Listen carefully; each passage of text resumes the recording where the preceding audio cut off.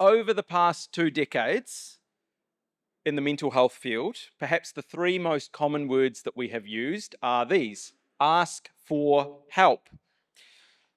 But is that support really available to people who put their hand up when they need it? For many, the answer is no, and the stats back this up. The New Zealand Health Survey, which was published in June last year, found that in the 12 months leading up to the survey, 8.4% of adults needed professional help for their emotions, stress, mental health, or substance use, but did not receive that help. 1 in 12 adults, basically, not receiving the help that they need when they ask for it. The figure has increased by more than half since the last survey. So how do we address the unmet need for mental health and addiction support? To tell us about some of the actions underway in Health New Zealand, Te Whatu Ora, we're joined by Tom Devine, Group Manager Alcohol Harm Prevention in the Health Promotion Directorate at Health New Zealand, Te Whatu Ora. Now, Tom is one of the youngest leaders in the organisation, and in just 4 years, he's worked on, it seems like virtually everything: the COVID response, the vaccine rollout, health system reforms, and now alcohol. Tom has a Master of Public Health from Columbia University in the Big Apple and is an adjunct researcher at Whakāue Research Services. Now, that's the only iwi-owned research centre in Aotearoa focusing on projects related to Māori public health. Let's welcome Tom to the stage.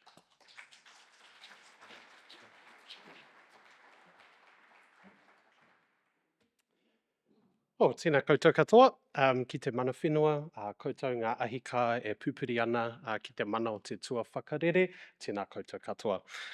Thanks, Jehan, for the warm introduction and letting everyone know that this glow is not just because of my good skincare routine, although I'm happy to give tips if anyone wants. I want to begin by acknowledging the Honourable Matt Ducey, Minister for Mental Health, who we heard from this morning. It's also a real privilege to be here alongside such a strong lineup of speakers and panellists. And I want to thank our symposium partners and organisers, Alcohol Healthwatch, E Tipu Whānau Services, APSAD, Levā, University of Otago, and others. To my team at Te Whatu Ora, especially Bella Ansell and Kate Enright, thank you for your mahi in making today happen. And most importantly, I want to acknowledge those of you in the room with lived experience, as well as the whānau and community leaders here with us today. Now, we did have a guest of honour. Surprise, surprise, it was not me or the minister. It was world-famous actor Cliff Curtis. Unfortunately, we got a call from Cliff on the weekend. He's in Budapest, so couldn't make it, but I'll try to channel some of him today. Anywho, under the watchful eye of my awesome boss, and $10 if you can pick her out, I'll be representing Health New Zealand Te Whatu Ora, and we'll be sharing some of the work we're doing to strengthen the approach to prevention and early intervention in alignment with the government direction and Minister Ducey's priorities. I'm going to answer Jehan's prompt in a really roundabout way, aroha mai, Jehan, and I want to start with a bit of a collective exercise that we'll all do together. So first things first, I want you to all close your eyes and be guided by my voice. Don't be scared. Close eyes. I don't want to see any karu. Kapai. Close eyes, everyone. Perfect. Okay, sweet. And keep them closed till I tell you to open them, all right? Sweet. So, imagine we're 20 years from now. In the future, people all across Aotearoa are thriving. You've got an 18-year-old gay kid in Dunedin for uni who can work through dealing with family rejection, not being peer pressured to drink, and can access non-judgmental and quick help from Student Health. You've got a young mum in Auckland who can have a safe, alcohol-free pregnancy, bringing a beautiful baby into the world that's set up for success. In Gisborne, you've got a dad working in a community garden, proudly sober, getting the help he needs, and growing kai and a better future for his kids. And you've got young adults walking home from a night out in Wellington, no drunken chaos, no fear, just good vibes, some sober mates, well-lit streets, and a community that looks after each other. In this future, we're free from alcohol-related harm. Whānau are thriving, our communities are connected and resilient, and our people are mentally and physically well. So just hold that picture in your minds for a little bit And when you're ready, open your eyes. Anyone who's dozed off, time to wake up. Whakarongo mai, ka pai. Everyone, eyes open. Cool. Call me naive, and maybe it's my age coming through, but I believe that future is possible. But there are some barriers that we need to overcome along the way. And each one of us in this room has the responsibility and the power to do just that. And it requires all of us, across sectors, across communities, to come together to achieve that. Let's start with probably the most obvious statement you'll hear today. And I did have a slide deck, but kei te pai. Oh no, all good, I got it. The most obvious statement you'll hear today. Alcohol and mental health are deeply connected. And the harm caused by alcohol doesn't exist in isolation. It's woven into patterns of distress, inequity, trauma, and exclusion. That's why our response must be equally connected across services, across communities, and across government. So today I want to share 3 areas we're focused on to achieve that future by strengthening both early intervention and prevention. So first, we need to catch alcohol-related harm before it escalates. And that means embedding alcohol screening and brief interventions in everyday health and social services. In GP clinics, mental health providers, maternity care, youth services, community spaces, you name it. It also means equipping frontline kaimahi with the tools and training to recognise signs early and respond in ways that are safe, culturally appropriate, and non-judgmental. Second, we got to normalise the conversation and denormalise the intoxication. I promise that's not the tagline for the social marketing, by the way. We've got to talk more openly and more honestly about alcohol and hazardous drinking. Let's challenge the idea that alcohol is just a normal, harmless part of life, because we know it's not. We need to use real stories and data to show the clear link between alcohol and mental distress, family harm, suicide, FASD, depression, and other health inequities. Just as importantly, we need to tackle stigma around alcohol use, around addiction, and around asking for help. And we need to support norms that are already changing in our communities, in our towns and cities, in our sports clubs, in whānau spaces, so that alcohol isn't always at the centre of how we connect with each other. And third, making prevention visible. So prevention often sits quietly in the background. If you can guess by my outfit, that ain't gonna happen anymore. We're supporting community-led solutions, working with iwi, hapu, Pacific communities, and grassroots organisations already doing the mahi. We're investing and funding prevention activities that reflect local realities on the ground, not a one-size-fits-all. And we're weaving prevention into strategic plans and system-wide strategies, making sure resilience and well-being is built into planning and policy from the start. So I want to close by acknowledging that many of you in this room have been doing this mahi for a long time. You've carried the weight of really slow change. You've watched alcohol harm and mental distress increase, even as you fight to turn the tide. Your persistence and your leadership, that's the foundation we're building on today. We know change in this space doesn't come quickly, but perhaps now is the time to ask, what could we do differently? How can we be bold, innovative, and more coordinated in our approach? How can we build a broad collective, one that includes whānau, hapu, iwi, communities, and those with lived experience, to transform the way we prevent alcohol harm and support positive mental health? Because transforming our waters won't come from any one agency or program, and it won't come from doing the same thing we've always done. Where it will come from is all of us working together. That's me. Thank you.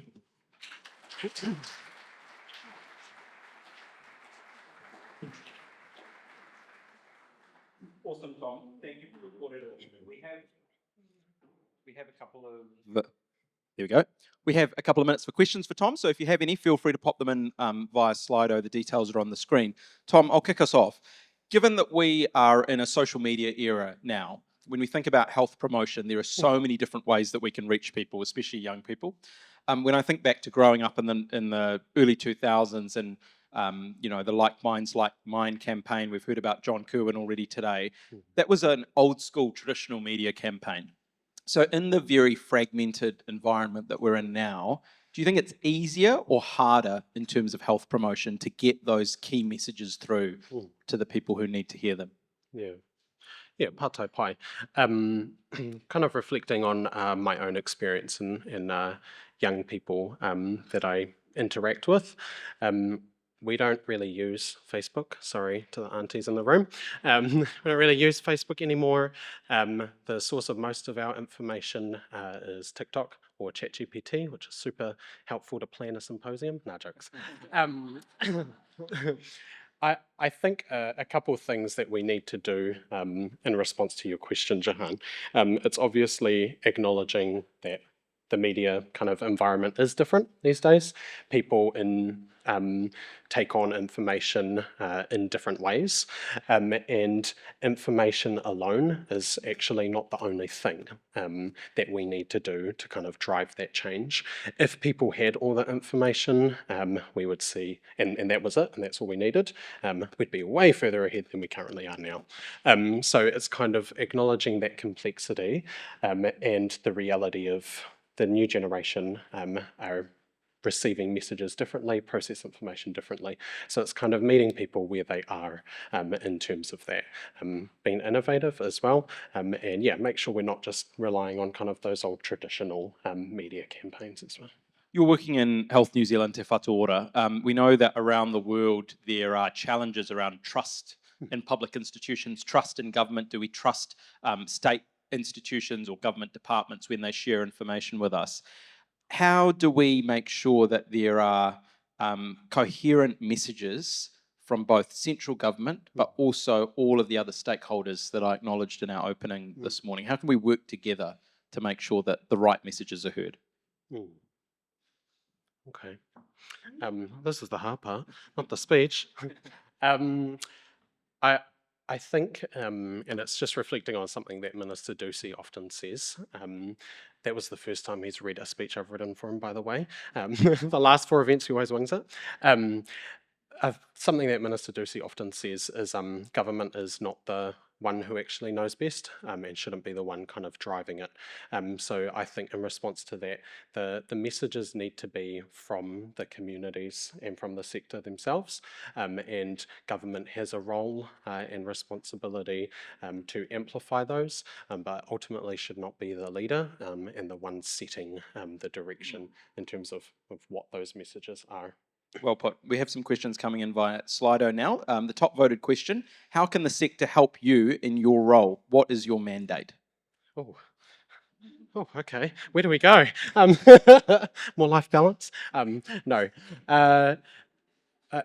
It has been a hard environment, and there hasn't been enough time for actually me and my team to get out and meet as many of you as possible. That's something that I'd really love to change, and this is an example of that. So obviously it's first building those relationships, and I want to hear from all of you as well. And don't be scared, you can be unfiltered around me. I really respect getting the unfiltered kind of truth and feedback as well. So yeah, more relationships, more connection, and then just tell it to me straight. Awesome. Alcohol drives harm, it's the chicken, and harm drives alcohol, that's the egg. Are you intervening on the egg to prevent the chicken, or vice versa? How do you decide that? Where's the rooster? I'd blame him, actually. It's about I kind of alluded to it in my kōrero. It's about that broad collective of us working together and working at different levels. It is super complex. It's even more complex than obviously a chicken and an egg. You have kind of all different levels and layers and connections, etc. So distilling it down really simply is kind of building that broad coalition of people and that collective to come together and drive change at multiple different levels. And we all have roles and responsibilities, and yeah.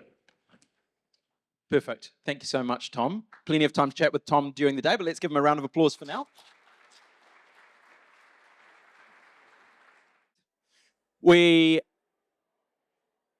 are heading now into a panel discussion. And Andrew mentioned earlier, as we've already alluded to a couple of times, the number of reviews that we've had in Aotearoa regarding mental health, and the most recent, of course, was He Ara Oranga. And with every review, there's a set of recommendations.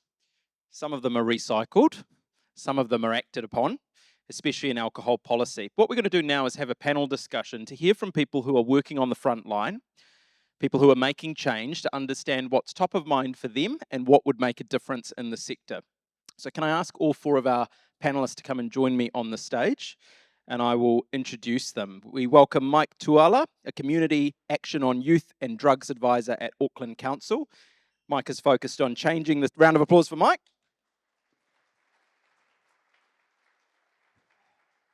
Mike is focused on changing the systems and environments that cause alcohol and drug harm and supporting rangatahi using a strengths-based approach. Welcome to Inspector Ian Paulin, the National Manager Alcohol Harm Prevention at Police National Headquarters. Let's give Ian a warm welcome.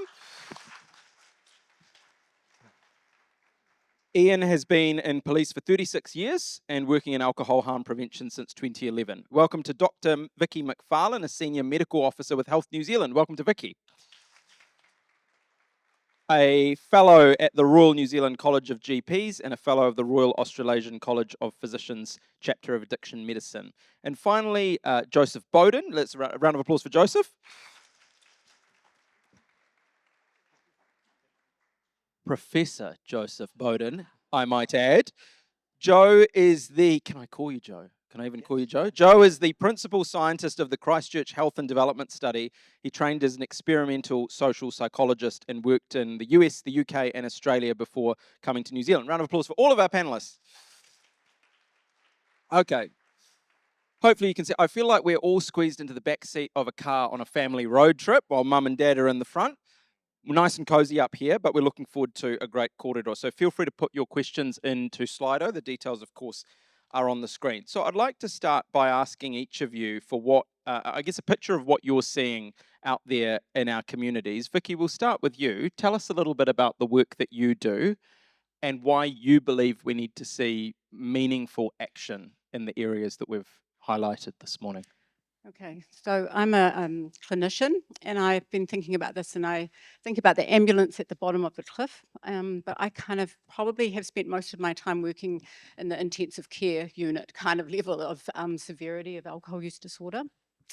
And so every day, I guess, when I see people coming through our managed withdrawal service, I ask myself, could this have been prevented before they came to us?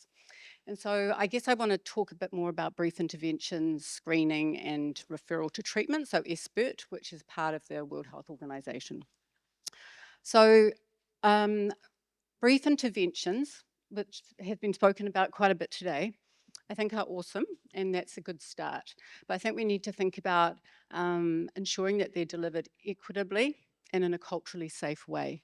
So we know that from the county's Manukau review that Māori were not screened as often or as other ethnicities. And what's particularly concerning is that there was a reduction, there were lower levels of screening for pregnant women. And we know that Māori are disproportionately affected by fetal alcohol syndrome. So I think the screening needs to be a validated, evidence-based tool, but it needs to be culturally safe. So similarly, the brief interventions, I think the brief interventions as well also need to be thought about. There needs to be manaakitanga, whanaungatanga, and we need to consider that. And we need to think about time and resources for clinicians. So across the health sector at the moment, everybody is time poor. There's a lot of pressure, and so when we ask health professionals to do another screening and another brief intervention, I think that's really challenging at the moment. I think we have to think about outcome expectancy. So clinicians who avoid screening or asking about alcohol use and having conversations because they anticipate that there might be a negative kind of outcome from that for either them or for the person that they are asking. That could be that they get the answers to the questions and then they actually don't really know what to do. Or that they think that what's the point because the person's not going to change. So I think when we talk about having conversations with and screening and brief interventions, we need to be clear about that. And then the last part of it is referral to treatment. And a lot of doctors or a lot of people, if they're going to screen and ask about alcohol, they want to know that there's going to be somewhere for them to go. And at the moment, our addiction services are pretty stretched as well. And there are not clear pathways for referral. So I think there's a number of challenges. So in your time working in this area, to put it really bluntly, are we in a better position or a worse position than when you started working in this area? Oh gosh, I've been working in this area now for over 10 years. And I wouldn't say that we're in a better position in any way, shape or form. And I'm sorry, I see young people, young women in particular, that's concerning for me with end-stage liver disease coming in. I mean, it's across the spectrum of society as well.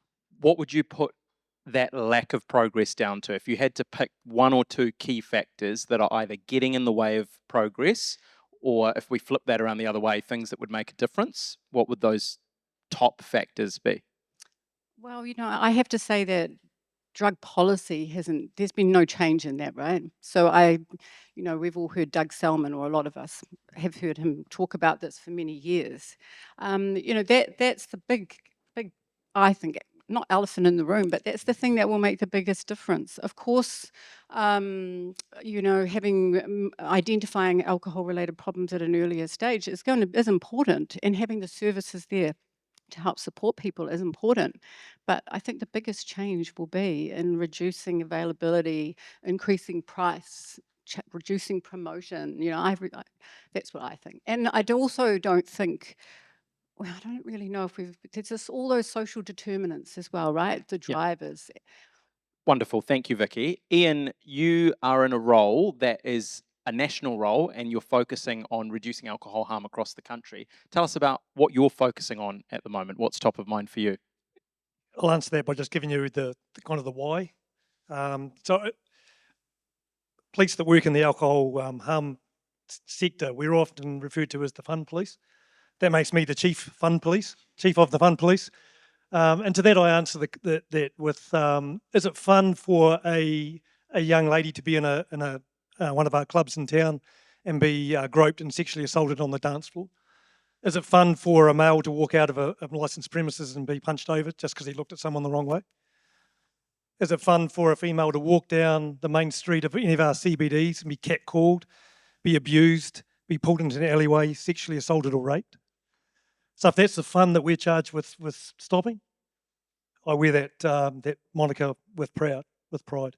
That's the why we do what we're doing, and how we do it is this document here we're calling our Alcohol Action Plan. So we've actually got some really good things that we've actually relate to all the things I've just said. So how do we stop that CBD violence? So we reduce some hours.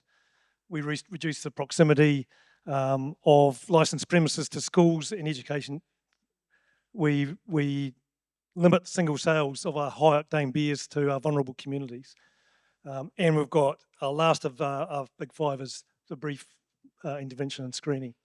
One of the key areas of focus for today's conversation is mental health. And I think everyone in the room is aware that as the years have gone on, the burden of responding to mental health events in our communities has increasingly fallen to police. What has the impact of that been both on your staff, but also on the vulnerable individuals in Whānau who are affected by mental distress? We are not experts in mental health. and that's there are experts in all sorts of other sectors that are the experts. And I guess generally in policing, you get defaulted to as being the blue shirt in the room. And I'm the only blue shirt in this room, so I get defaulted to a lot. Out in society, we will fill those gaps, and we always will. We just got to look at the demand that's putting on our frontline officers that then can't do everything else that we need to do as a police officer. So when it comes to alcohol, police, despite being part of the government and the public sector, do police have a view on alcohol policy? Do police have an official policy on what you'd like to change in legislation? So that's our big five, that's in here, and we've actually got some really good discussions with central government on how we can change. If we can change one digit in the Sale and Supply of Alcohol Act, that's 11 o'clock closing of our off licence to 9 o'clock. So one digit gets changed, we're going to save a whole lot of alcohol harm. So we've got to kind of pull back from the complicator and go, what are the simple things we can embed? And I think changing hours is absolutely crucial. Have you had what's the response that you get from ministers? We've had a minister here today. What's the vibe? What's the vibe that you're getting from central government? The vibe is actually refreshingly positive. So I'm not going to talk out of school, but a refreshing lens has been put over this that I didn't expect. Okay, great. That was very diplomatically put. Thank you for that. We'll watch this space. Mike, we'd love to hear about your work in the community and what you're seeing out.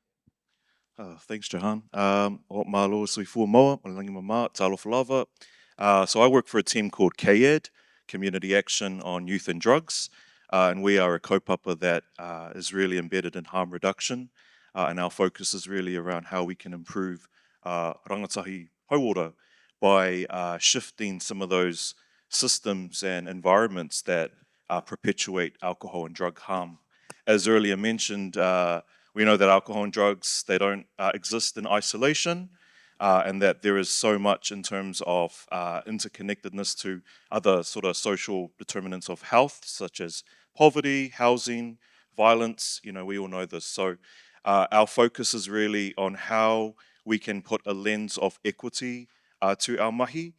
We know that some rangatahi are more disproportionately harmed by AOD, rangatahi Māori, Pacific, our rainbow whānau. So, you know, our mahi is really in that sort of holistic approach and increasing some of those protective factors when we look at connection to school, connection to faith, connection to culture, that then reduce those risk factors of alcohol and drug harm.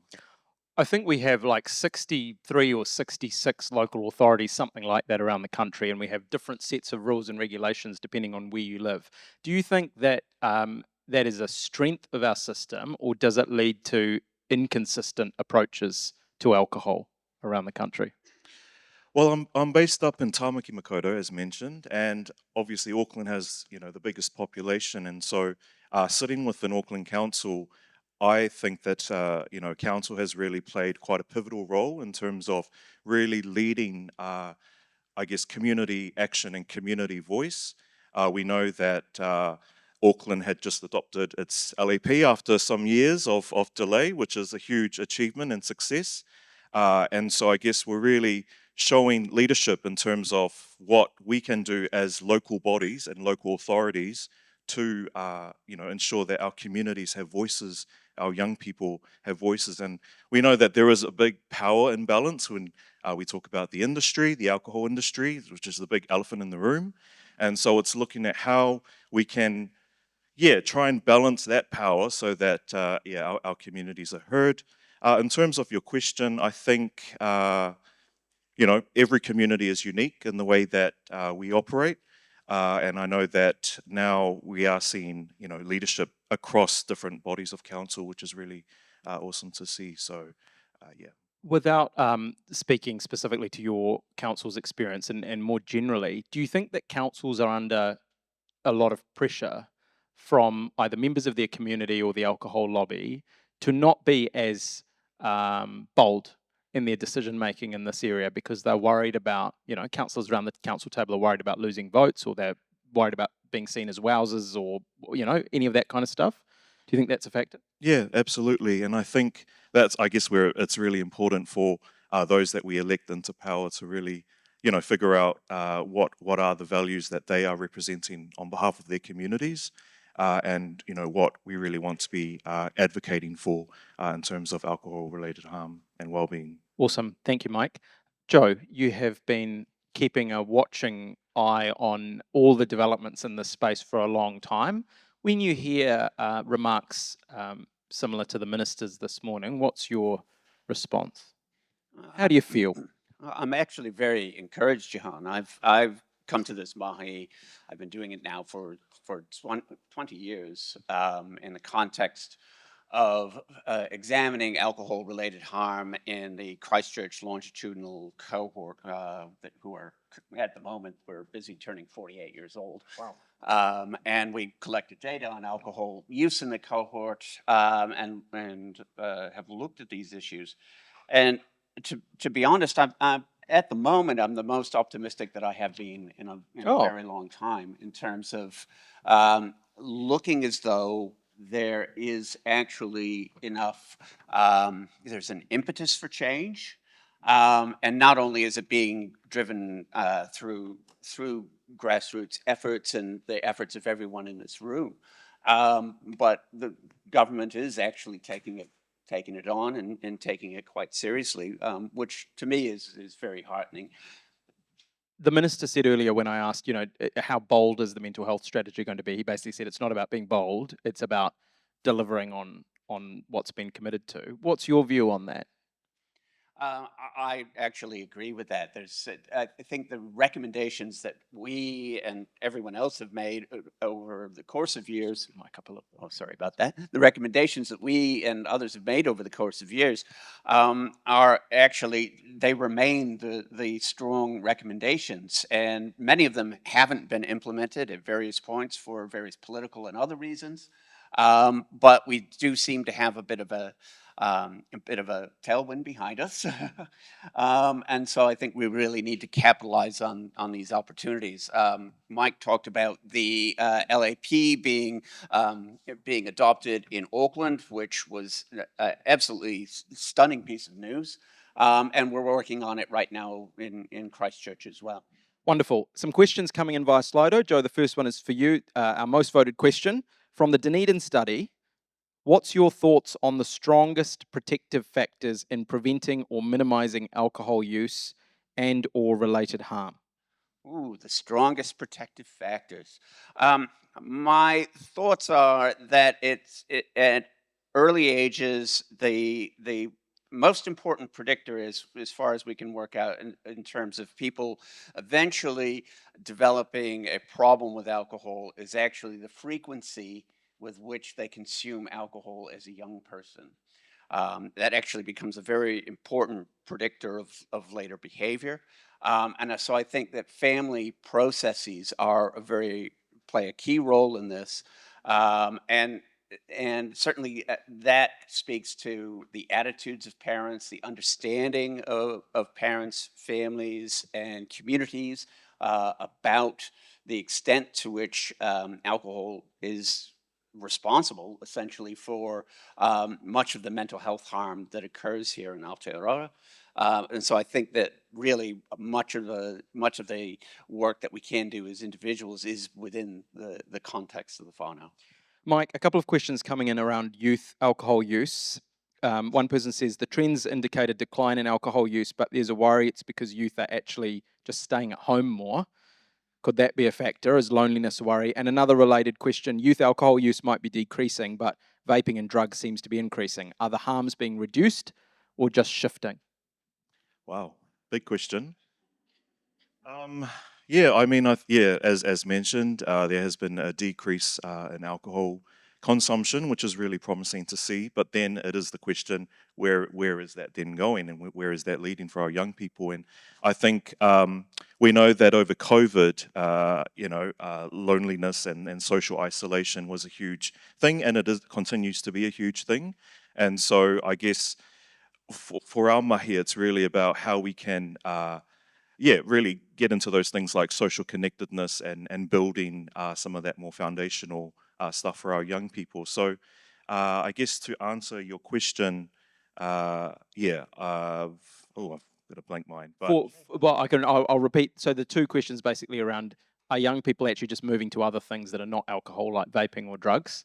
And the fact that use is decreasing, could that be because they're just sitting at home all day and not connecting with others and getting out and socializing in the way that previous generations might have? I think that the hot topic has been around vaping, and I do believe that we need to have more leadership and more conversations about what we're doing as a society at that sort of governance level, community level, and individual level. So yes, I think there is conversations that need to be had in that space. What community initiatives exist in New Zealand for families and school children that educate about addiction and alcohol and other drugs? I remember doing DARE when I was at school. Is DARE still going? I don't think so, no. Okay, so what? So what is out there to any of you? What is out there for children and young people? Well, one that I really advocate for is an initiative called Tūturu, which is looking at a whole school approach to reducing the harms of alcohol and drugs. So we know that, it takes a whole community to really address alcohol and drugs. We know it's a complex issue, and so what does conversations look like at that board of trustees level or with senior management? What does it look like as a pastoral team or as student voice? So really being able to, have that collective conversation to be able to drive it. So currently it's been led by the New Zealand Drug Foundation, and we're looking to sort of branch Tūturu out across the motu, which is really exciting. Vicki, is part of this about consolidating the work that has already been done over many, many years so that we're not reinventing the wheel? Do you believe that we are using and exploiting all the data and the thinking and the committees and the reports that have been done, or do you feel that sometimes we're starting with a blank page and starting from scratch? I think that all the data is there and all the information is there. So I don't think we need to re-look at it. I think maybe we need to look at different ways, though, that we use that. So one of the things that I've seen, and I've been very fortunate in the last couple of months to be able to go and visit some smaller communities. And I think that it's heartwarming for me to hear that Tom, that the priority is going to be going out into the communities, because I think that's where the secret lies. It's that that aroha and the connection and the care. That's where I think that we need to prioritize. And I wonder, obviously we still need the ICU level care, but more good work can be done in the communities. And so that would be my response. Is that Yeah, and we had a couple of questions come in for the Minister, which we couldn't get to, around things like kaupapa Māori initiatives. Do you believe that the diversity of approaches and knowledge and services that exist within New Zealand are being supported adequately, or do we still gravitate towards a one-size-fits-all approach? I think there's definitely scope for increasing kaupapa Māori services. If I think about Tamaki Makaurau in Auckland, we have really limited services for our Māori people, Māori, and we know that there are lots of them that come to our services. So I absolutely think there's a way bigger role that Māori can play, and that would be obviously consistent with the treaty, Te Tiriti. And, on all the documents, that's what that talks about. But I do see very few examples of that today.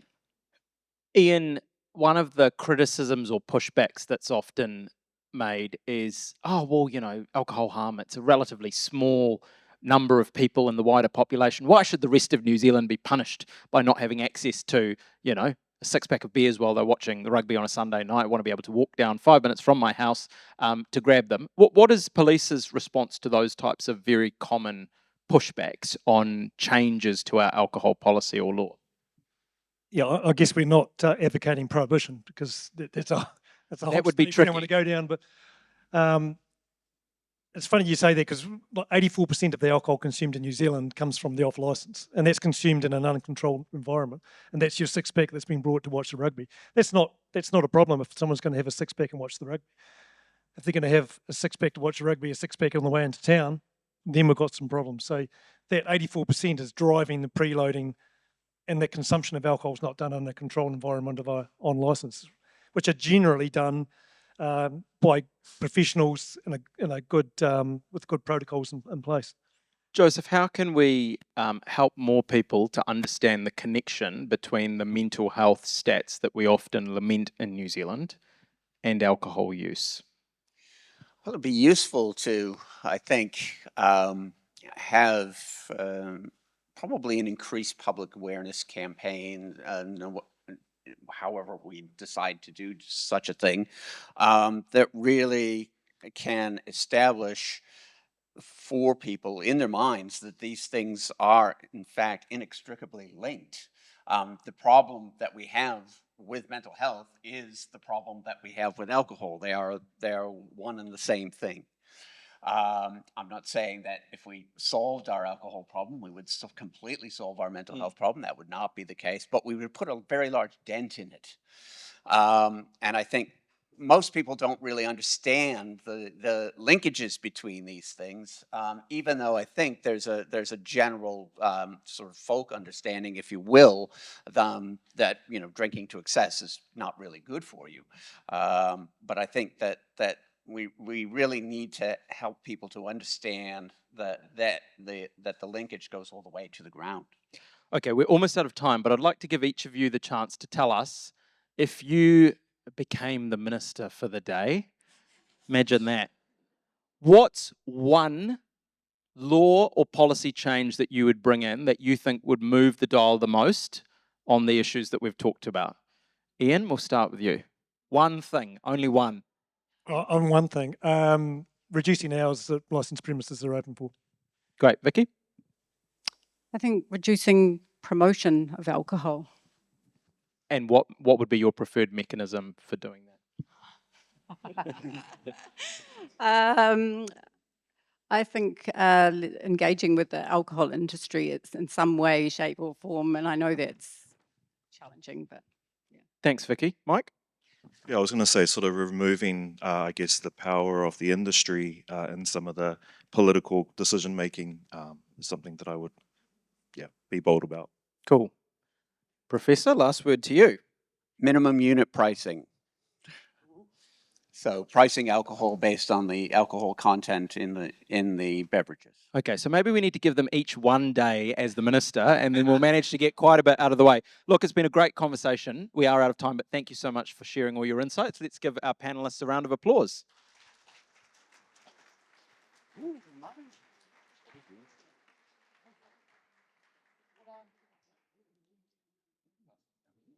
Awesome. Thank you so much to all of you. Now, we're heading into our next panel now.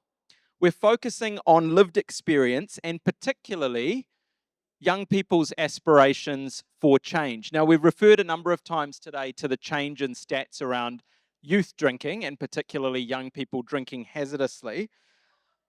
But this is a chance to hear from some people about their personal experiences. So to facilitate this kōrero, I'd like to welcome Dr. Rose Crossan, a senior lecturer in the Department of Population Health at the University of Otago, Christchurch. And Rose's public health research focuses on understanding and preventing alcohol and drug harm and how harm data can inform evidence-based policy. So Rose will introduce her wonderful guest. Let's welcome Rose to the stage.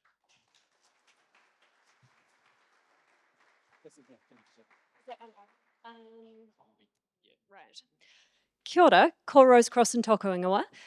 It is my absolute privilege and pleasure to welcome an amazing panel who I'll encourage to come up now and take their seats. The purpose of this panel is going to be focused on valuing lived experience and also highlighting youth aspirations. And we've got 4 incredible young women who have really bravely offered to be part of this panel and who are also supported by the lovely and wonderful Dr. Jude Ball here. So what I'm going to do, we're going to have questions via Slido as well, but to start the panel off, what I've asked everyone to do is to actually introduce themselves to you and to tell you what brings them to this kaupapa and why they're here today. So, because you're sitting right there, I'm going to start with you, wonderful Jessie. Ka pai. Tēnā tātou. Ko Jessie Witeri tōku ingoa. I tipu ake ahau ki rotorua, ko Ngāti tura te Ngākau te iwi, I te taha o tōku whaia, he mokopuna tēnei no Ngāti Ngahere te Whakatōhea. I work for e tipu e reo Whānau Services. I'm in the policy and advocacy team, and before I carry on introducing myself, I'd like to mihi to my team who followed me down here, not voluntarily. Tēnā koutou, thank you for coming down. Cass, our referrals manager, is here. Maddie, our community engagement lead's here. And we also brought along Fio, who's one of our young mama on our Rangatahi Advisory Board. E tipu e reo Whānau Services, we're whānau led, and when we say it, we mean it. Nā reira, manager, CEO, kia ora kōrua. Hi guys, yeah, I'm Jess. Kia ora, tēnā koutou katoa, ko Lizzie Barratt tōku ingoa, he uri tēnei no Ngāti awa. I'm in front of you today as a health promotion advisor working for Alcohol Healthwatch, but before that I'm always an adult child of an alcoholic. And it's funny because sometimes people visibly flinch when I say this or apologise for all the terrible things they assume I've been through, but I've been incredibly privileged because my mum got sober when I was really young. And her sobriety has rewritten our story into one of opportunity rather than the tragedies often associated with addiction. And not just for our whānau, but also the many other people she supports with the compassion and empathy that accompanies lived experience. Mum's always been a staunch advocate in helping people navigate the system structured against them, so you can probably tell where my passion for this kaupapa comes from, paired with the fact that I went to AA meetings with her for much of my childhood, where mental health, addictions, and the social determinants of health were never separated in our realities. But it wasn't until I went to uni that I learned how to articulate these determinants of health and how they're fundamentally fragmented within our Western systems. So it's awesome seeing so many people from different sectors here today. I'm really looking forward to the kōrero and learning more about how I can contribute to this space. Thanks. Kia ora koutou, I'm Eden. I will say this is my first day back at work, so this is a little on the spot for me. But I work at Whāraurau. I'm a youth consumer advisor. If you haven't heard of that, that just means I'm a young person myself, so I'm 20 years old, been at it for about 2 years now. And I have my own lived experience, which brings me here today. I have my own personal lived experience of alcohol harm.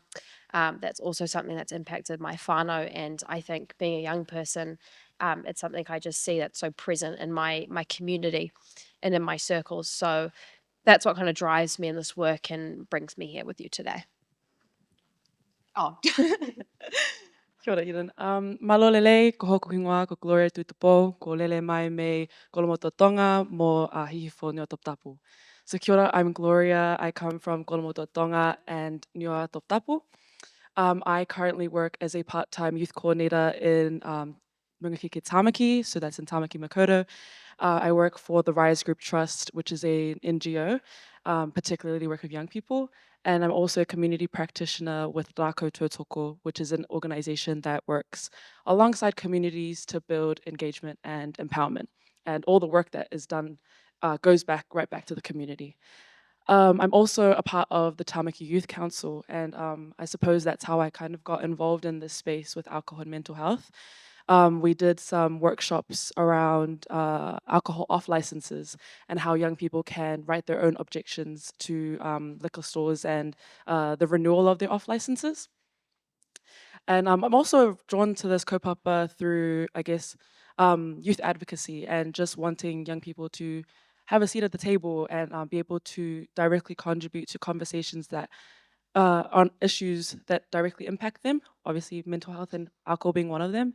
And so I feel really humbled to be sitting alongside other young people as a young person myself, and next to Jude and Kate. It's really cool to be here amongst you all. Kia ora. Kia ora. And Jude. Yes, Jude. Kia ora tātou, I'm Jude Ball. I am a mama of a 14-year-old, and I've been working in the public health world for over 20 years now. My first job was as a mental health promoter, working on the Like Minds project, mental health promotion and suicide prevention, and it's awesome to see some people from that time here today. Nowadays, I'm a youth health researcher at the University of Otago in Wellington. My doctoral research looked at the big decline in adolescent risk behaviours over the past 20 years and trying to understand why. You can ask me at lunchtime. I still don't have a good answer. I don't think anyone has.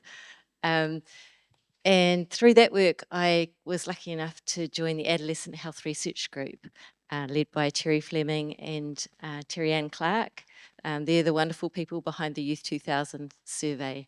It's been such a privilege to work with that data, with some people in this room, really deep diving into the alcohol data to understand patterns of use and patterns of harm in Aotearoa.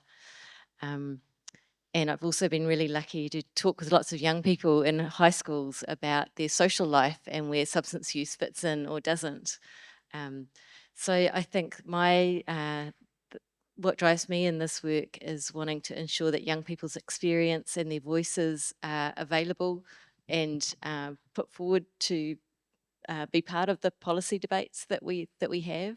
And to ensure young people's voices are heard. And in terms of being here today, clearly I am not even youth adjacent anymore, although I'm adjacent to some youth right now. But one of the young people asked to have a tuakana on the panel to provide support. So I'm really here to listen and learn from these wonderful young women and to support where I can. Kia ora. So that is our wonderful panel. So the first question I want to put to you is, given that alcohol and mental health is so critical to young people's lives and to their futures, how do we actually ensure that they can participate in decision-making processes? And have you got any good examples from your work of where young people's voices have really shone through? I might start, Gloria, with you on this one. What are some good examples? Yeah, very good question. One of the examples, I guess, from my work, it's not related to alcohol and mental health directly, but we did a participatory budget project, which is where a group of young people were given the responsibility of a bunch of money, a fund, and distributing that to the community. And so in that, the power was shifted to the young people. The young people had the responsibility, and I guess they were trusted with this money to create a fund for themselves and for their community. What was powerful about that was that they drew from their lived experiences.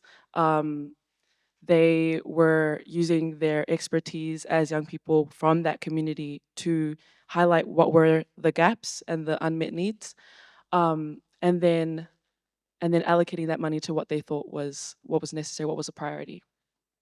I think from that's where I kind of think when it comes to policy making or decision making, we need to shift some of the power to young people and I guess including them in the conversation, having them as equals at the table, because if you're going to design something specifically for young people, a young person should be present or a representative there.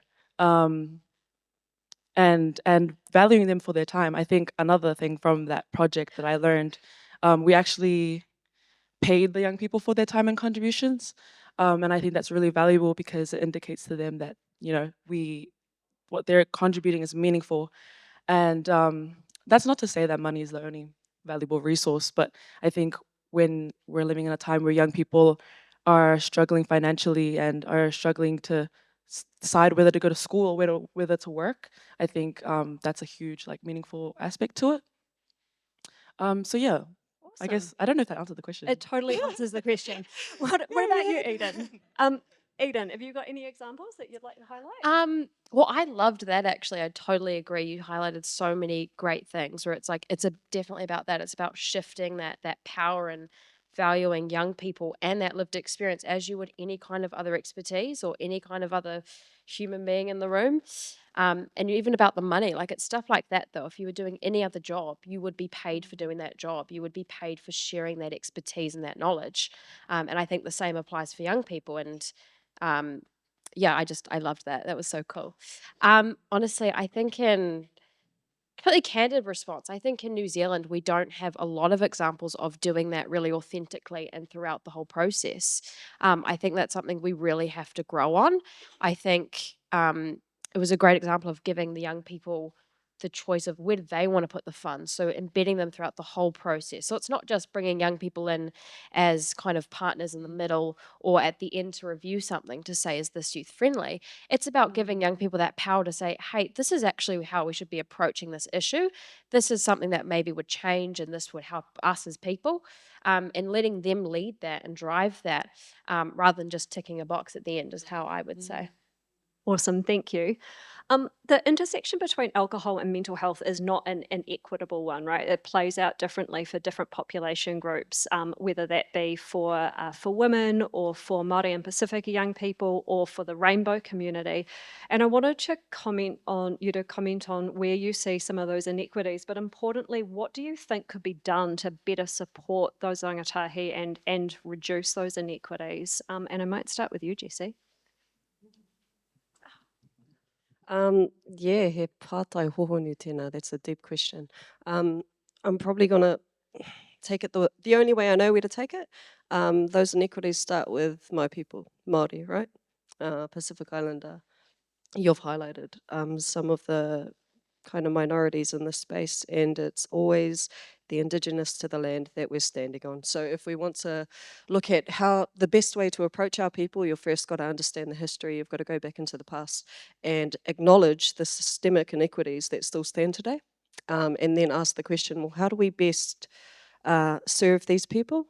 And when I say these people, I don't just mean the whānau who are struggling in this space, but I mean everybody. How do we serve each other, and how do we put the best foot forward? How do we decide who actually gets to sit on panels like these and have a kōrero? And I'd like to relate it back to what Eden and Gloria just talked about. There's this big, stigma. There's a stigma on rangatahi who stand up to speak on panels, and we're looked at as if, like, what do you know? You're 20, you're 12, you know? So it's like, where do we draw the line and we say, actually, I want to acknowledge the young people in this room and let them voice, right? Let's break down that stigma, that discrimination, that judgment that comes with us speaking on behalf of our people.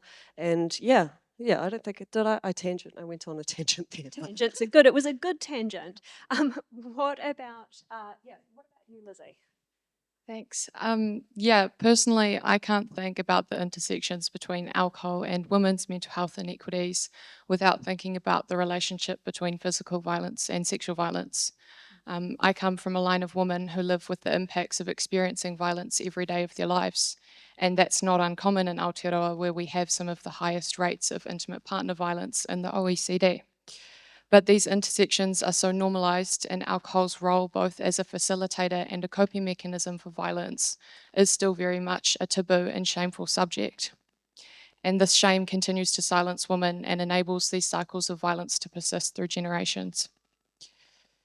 So I think we should be doing everything we can to better protect young women from from this burden of harm that alcohol creates. And that should include strengthening our alcohol regulations, like Australia has done with the explicit goal of reducing gendered violence. But I think we need to start shifting the shame if we want to start working towards these policy changes and providing earlier and more holistic support to both young women and men experiencing these interrelated challenges, because the intersection between mental health and violence is so often there for young men as well. And then that also ties into FASD and suicide prevention efforts. So it's just really kind of a no-brainer.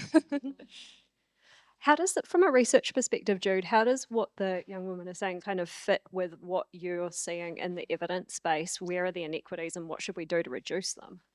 That kōrero totally aligns with what we're seeing in the literature and in the research we did using New Zealand data.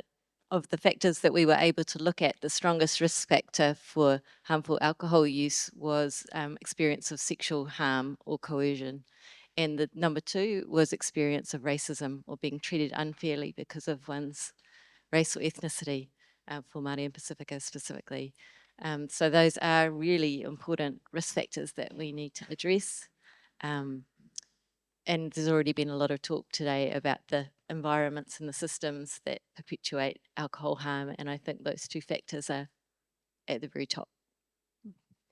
So we've talked about the value and the importance of lived experience, right throughout the kōrero already this morning. Like, how do we make sure that lived experience is being uplifted and used in a way that's safe and that's not exploitative, and that we're not putting an unrealistic burden on people. Like, how do we really genuinely value and use lived experience voice? Lizzie, what do you reckon? I think that it's just about like the final outcome of whatever you involve people with lived experience in has to reflect what they've told you, because so many times people are being included in these processes, especially to do with policies, like offered a seat at the table, and then the final outcome doesn't even remotely align with what they've been saying. So it's kind of like when we're working within these broken systems, we actually can't even exploit people with lived experience because it's not using what they're saying to you. Yeah, so I think just being like holding yourself accountable to them and what they're saying. And yeah. Gloria, what do you reckon? How can we use lived experience voice? How can we use it safe? How can we uplift it safely and ensure we're not exploiting people? Have you seen any places that we've done it well? I just want to echo what Lizzie said around ensuring that, yeah, first of all, listening to those people with lived experience and not, I guess, taking it as checking a box, and also ensuring that those people with the lived experiences, their whānau and their communities, are directly seeing the results of what they're contributing, and it goes back to the community and it's owned by the community. Yeah, I think that's where I sort of sit. Eden? Take both. Yeah, I agree with what both of you have said, and just to kind of build on that, I think it's about also just meeting them where they're at and kind of adapting to that. So like gathering that authentically and everything. It's not always, not all people with lived experience are going to want to come into an environment like this. You're going to have to meet people in the community and stuff like that. But that's where the real kind of experiences come from. And what was the original question? Because I had something else to say and I forgot. How do we safely uplift lived Oh, experience? that was it. I also think it's about kind of circling back. So I think there's been a bit of a mention of it today, but we do a lot of going out and talking to people and going away and doing work, and that's kind of where it ends. But really a key part of not exploiting people and their stories is holding ourselves accountable and going back and being like, okay, this is what's happening with what you've said and what you've shared, because these are these people's lives and their stories that they're sharing. And I think the way to not exploit that is to, one, be like, hey, this is working together and this is what we're going to do, and making sure they know what happens with that. Because, I mean, it sucks when you go and you share all this information and the story and then you don't know what happened or what the impact of that was or what the change is. Yeah. So, Jessie? Yeah, I think first of all, we need to understand why we're asking them to share their lived experience, like be clear what you want to know, and then also be clear how much power you're giving them when they choose to talk. Why are you even asking them? Why do they need to share their testimonies right now? And then what's the hua? What are the fruits that are going to come from that? I think that's where we get it wrong sometimes. We put people on TV, one news for 2 minutes, and then they're gone. What happened to their story? It's out in the world now. And also, I just want to mihi to my friend over here who shared her testimony. Because when I'm sitting next to Lizzie and I'm listening to Lizzie speak, I'm not just sitting by Lizzie, I'm sitting by her parents, by her grandparents, and I can see the intergenerational, don't cry, the intergenerational trauma that passes down. So I think we need to understand that as well. But also keep in mind, I'm thinking from a te ao Māori perspective, right? I step out and I don't just see one person, I see your iwi behind you. So maybe government could think about that. Yeah. There's some really awesome actions there. I've taken some questions from the audience now, and this is, I think, a great question to put at a group of young people. Can we capitalize on meme culture and viral trends via platforms like TikTok to help youth understand the space and promote this well-being? This is the really important bit, without looking cringe, okay? Is this even doable? So over to you. Is this a doable thing? Can we do health promotion on TikTok without looking cringe? depends who's doing it. Oh, no. Okay, Eden, expand. How could we do it well? I'm not sure it's a good idea. To be honest, maybe if it was a young person doing it, but I mean, I don't know about that one. Someone else can answer that one. Yeah, I'll build on that. I definitely think, yeah, TikTok and social media is definitely a place where I think people should look to when it comes to health promotion, because young people are on their phones all the time. I'm on my phone all the time, so I can speak to that. I think one of the ways, like I think you just mentioned, Eden, is like a young person facilitating it or a group of young people facilitating it. One of the ways that we've been able to sort of do it through my work is like we do youth podcasts. So that's getting a bunch of young people together or maybe one-on-ones, and young people are talking about topics that are important to them or issues that are important to them. And these days podcasts are huge, you know, so and everyone's watching podcasts. And I think that's like an avenue that you can explore. But I think like we talked about, the facilitation of it is really important, and who's doing it is really important too. And doing it in like a safe way as well for young people. You can't just kind of do something and expect a result. It has to be relevant to young people and culturally appropriate. Yeah. Jessie or Lizzie, do you have anything you want to add to that?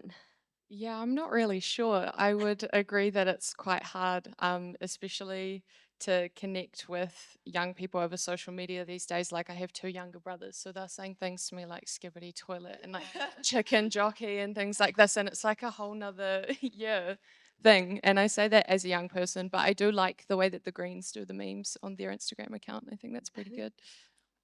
Jessie? Yeah, memes, TikTok, it's all relatable. Like we're all scrolling our phones at night, aren't we? I think you've just got to pass it to the right person to lead.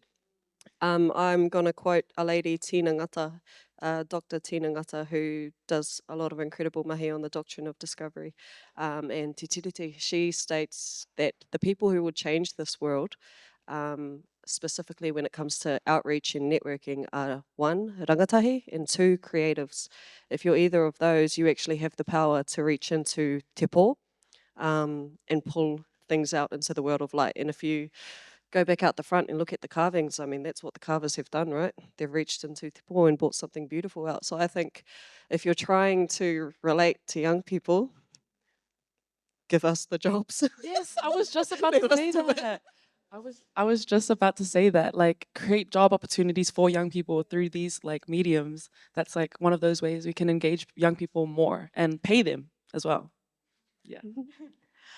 We've had another question come in from the audience about, where the needs of different population groups, in particular the question was related to Asian rangatahi or Asian population. But I think the broader question is, in a world where resources and funding is limited, how do we ensure that what we're doing is inclusive and meets the needs of different population groups? Jessie? Do you want to start? Oh, no. Okay, Jessie's giving me the sign that she does not want to answer that question. Okay, Lizzie, you're next. I think we've got a really good evidence base. Jude can back me up here, where we know where the disparities are. So I think that if you're actively working with those groups who are disproportionately affected and trying to ensure that everyone can be part of whatever you're doing, if you're trying to make positive change in this space, then yeah, I don't think it would be like too hard if you have the right kind of processes in place for being inclusive. Eden or Gloria, do you have a... Yeah, I don't know. I think it's just shifting away from that one size fits all. And I don't think sometimes that, I mean, money's a big part of it, but sometimes that's just in how you approach something and how you talk about something and the questions that you're asking somebody and just the way you're looking at things. So a lot of it is, funding and stuff like that. But I think it's just stop looking at like we have this one thing that we cater everything to, and that's the kind of the norm when that's not the norm. There's all these, different communities and things that have a high need for something or whatever that may be, but that's the whole population. So I think we're all just diverse and we're all different, and there just needs to be an adaptable approach. Yeah, I totally agree. Yeah, I'm sweaty as well. I totally agree. Not using a one size fits all. I think when you're working with particular groups of people, you need to apply, I guess, models of care that are relevant to them.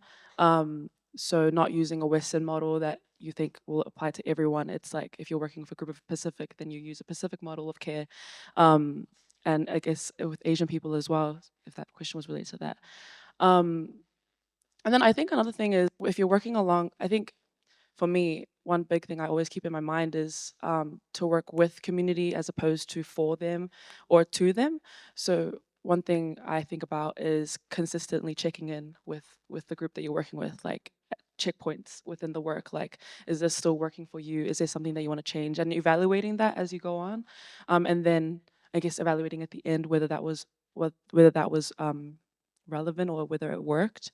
But yeah, definitely like check-ins with people. And also maintaining relationships. Whanaungatanga is really huge, I think. And building that repertoire with yourself and young people. Yeah. Thank you. The next question, I think we'll start with Jude for this one. What are some of those key factors driving reduction in alcohol consumption in young people?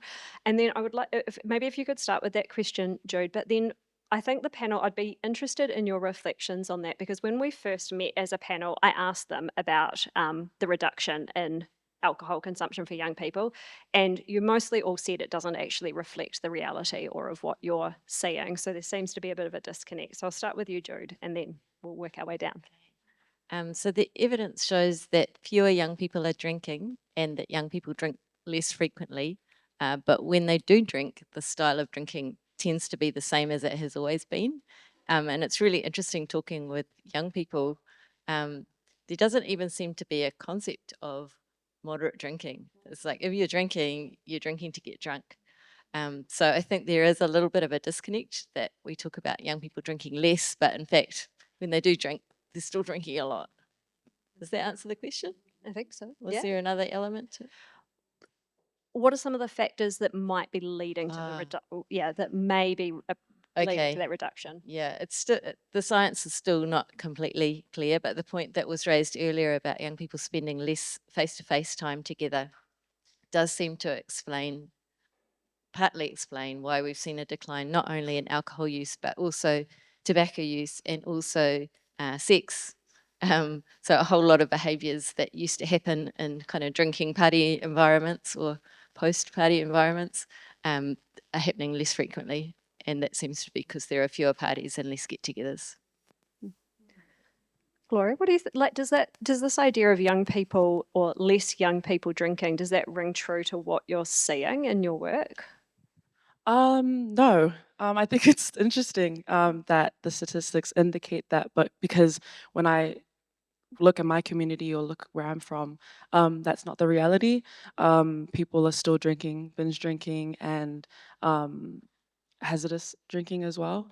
So I think it's really interesting. And I think that's why panels like this are really important, where we're speaking to lived experiences is like integral, so that we can hear from people from communities, vulnerable communities, and actually understand, I guess, the reality of it, and not just like looking at stats and being like, oh yeah, we're doing a good job. No, it's actually reevaluating that, talking to people who are from those communities.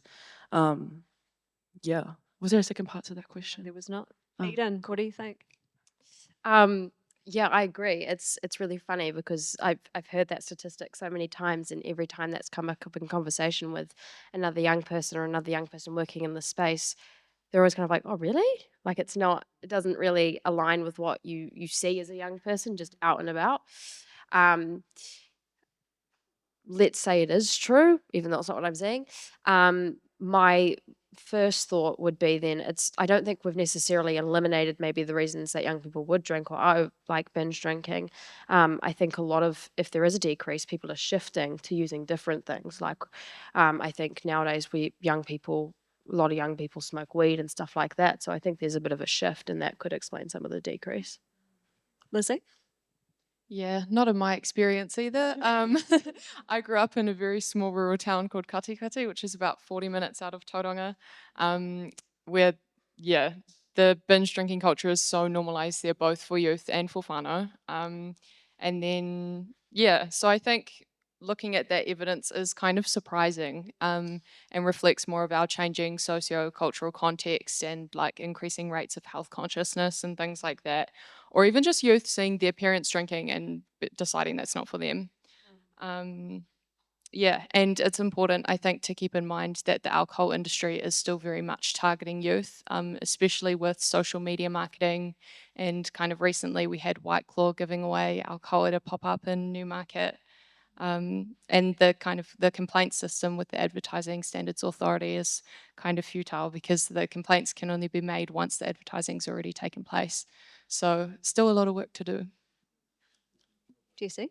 Yeah, I'm still seeing it everywhere. 21st birthdays, tangihanga after work, the work's done, funerals, everywhere pretty much. But I think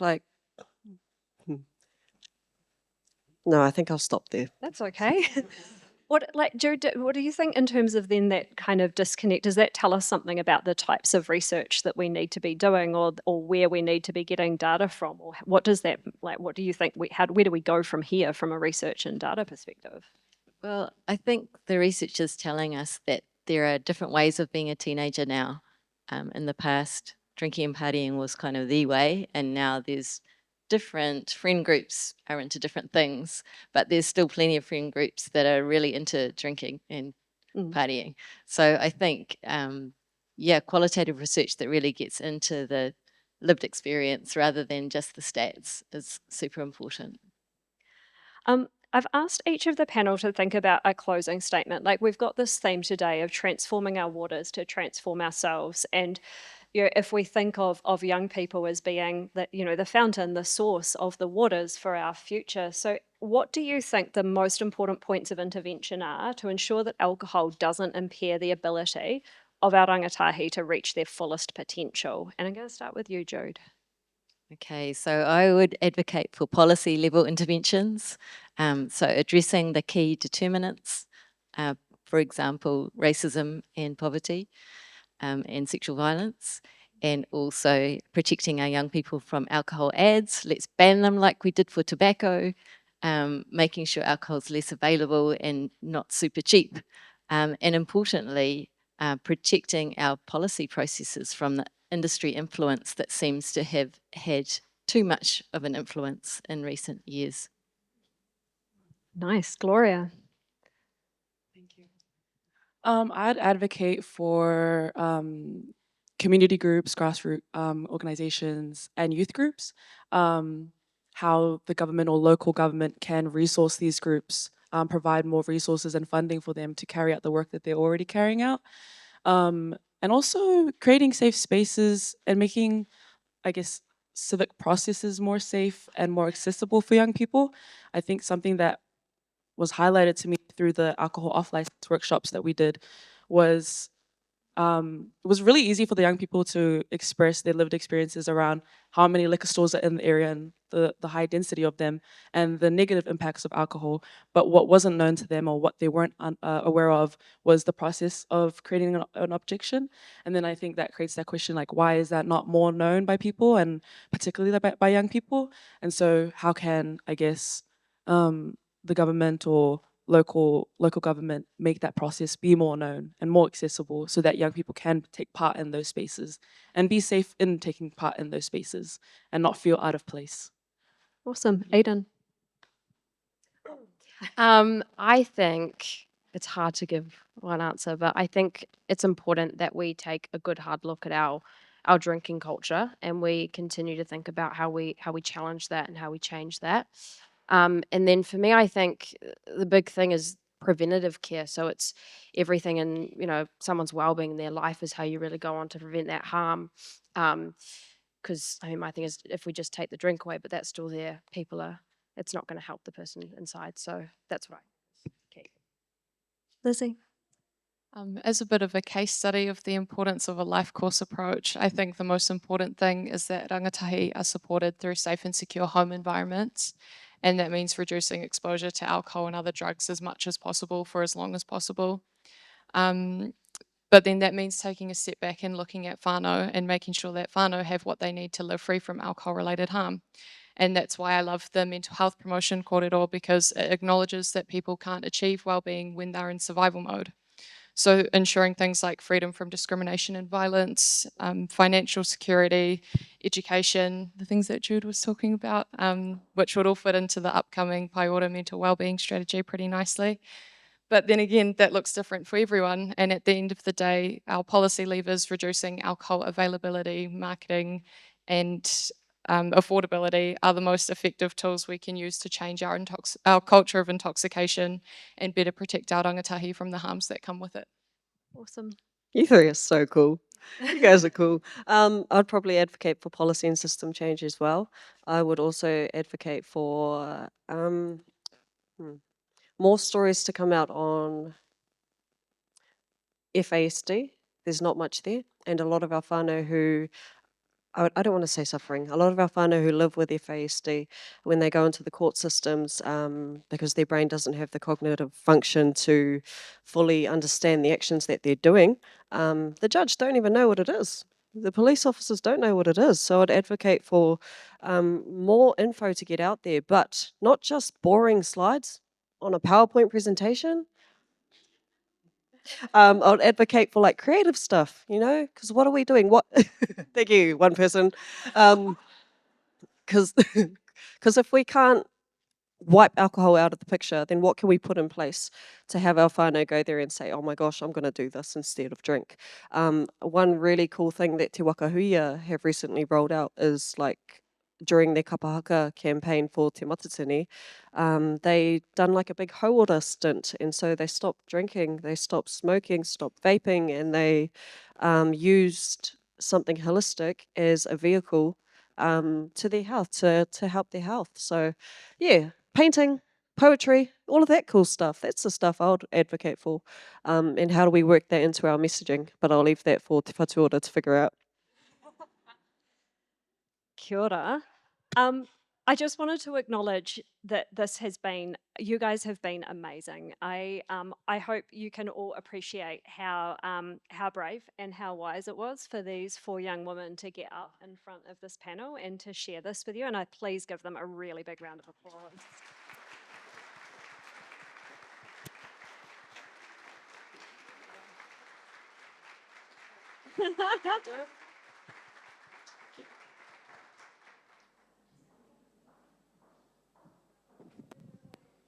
A massive thanks to all of our panellists, and as Rose just said, it's not easy to get up here and speak about your lived experience, so thank you to Rose and all of our panellists. Let's give them one more round of applause.